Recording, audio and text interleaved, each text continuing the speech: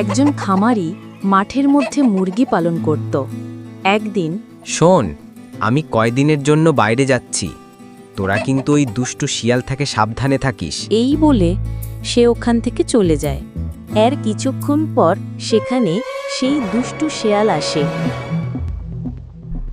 আরে বোকা মুরগির দল, কিভাবে চার দেয়ালের মাঝে বন্দী হয়ে আছে?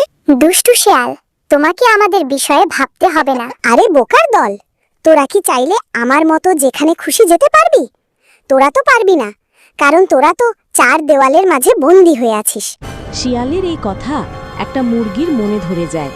আমরা এভাবেই খুশি আছি, তুমি এখন এখান থেকে যেতে পারো। ঠিক আছে, তোদের ভালোর জন্য বললাম, তোরা না শুনলে তাতে আমার কি, আমি যাই। শেয়াল তো ঠিকই বলল, আমরা চাইলে যেখানে খুশি যেতে পারি না। আরে তুই কি পাগল হয়ে গেছিস? এটা শেয়ালের চালাকি। তুই যাই বলিস, আমি বাইরে যাবই। এইসব কথা শিয়াল লুকিয়ে শুনতে থাকে। তারপর মুরগি কারোর কথা না শুনে লাফ দিয়ে বাইরে চলে আসে। আরে শোন, যাস না।